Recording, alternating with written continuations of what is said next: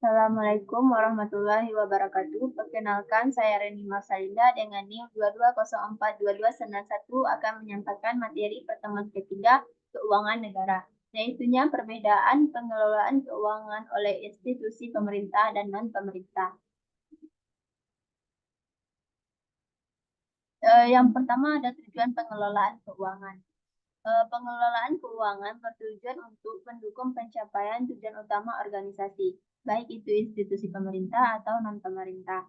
Pengelolaan keuangan bertujuan untuk mengidentifikasi, menilai, dan mengelola risiko keuangan yang mungkin dihadapi oleh organisasi. Tujuan pengelolaan keuangan adalah menyediakan informasi keuangan yang akurat, relevan, dan dapat dipercaya kepada pemangku kepentingan sehingga mereka dapat membuat keputusan yang tepat dan berbasis data untuk meningkatkan kinerja keuangan organisasi seperti meningkatkan profitabilitas, mengurangi biaya, meningkatkan efisiensi operasional, dan mencapai pertumbuhan yang berkelanjutan. Yang pertama dilihat dari sumber pendanaan. Dari institusi pemerintah, sumber pendanaan utama berasal dari penerimaan pajak, dana transfer dari pemerintah pusat, dan dana alokasi khusus. Pendanaan ini bersifat terpusat dan diatur oleh kebijakan fiskal pemerintah. Sedangkan institusi non-pemerintah memiliki sumber pendanaan dapat berasal dari sumbangan, donasi, sponsor, atau pendapatan dari kegiatan komersial. Pendanaan ini bersifat lebih beragam dan tergantung pada dukungan masyarakat atau pihak lain. Selanjutnya dilihat dari tujuan. Institusi pemerintahan memiliki tujuan utama untuk memenuhi kebutuhan masyarakat, memberikan pelayanan publik, dan menciptakan kesejahteraan sosial. Pengelolaan keuangan diarahkan untuk mencapai tujuan-tujuan tersebut sesuai dengan kebijakan dan program pemerintah.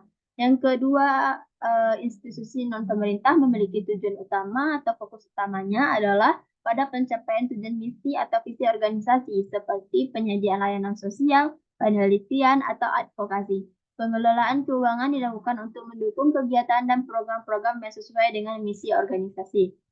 Selanjutnya dilihat dari akuntabilitas dan transparansi. Pengelolaan keuangan dari institusi pemerintah dikendalikan oleh regulasi dan standar akuntansi pemerintah yang ketat. Pengelolaan keuangan harus mematuhi prosedur-prosedur yang ditetapkan dan bersifat lebih transparan untuk memenuhi tuntutan akuntabilitas publik.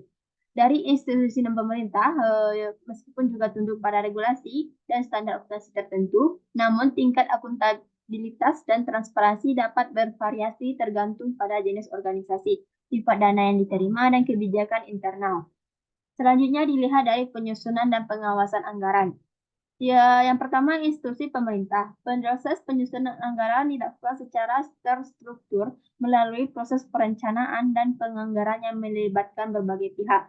Anggaran harus disetujui oleh lembaga legislatif dan dipantau oleh Badan Pemeriksa Keuangan. Selanjutnya, dalam institusi non-pemerintah, proses penyusunan anggaran cenderung lebih fleksibel dan dapat disesuaikan dengan prioritas organisasi.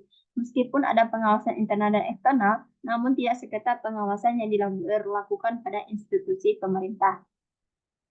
Kesimpulannya yaitu dengan demikian, meskipun pengelolaan keuangan pada dasarnya memiliki prinsip-prinsip yang sama, namun terdapat perbedaan yang signifikan dalam konteks institusi pemerintah dan non-pemerintah yang mempengaruhi cara pengelolaan, sumber pendanaan, tujuan, akuntabilitas, dan proses pengawasan. Sekian saya sampaikan, saya akhiri dengan Assalamualaikum warahmatullahi wabarakatuh.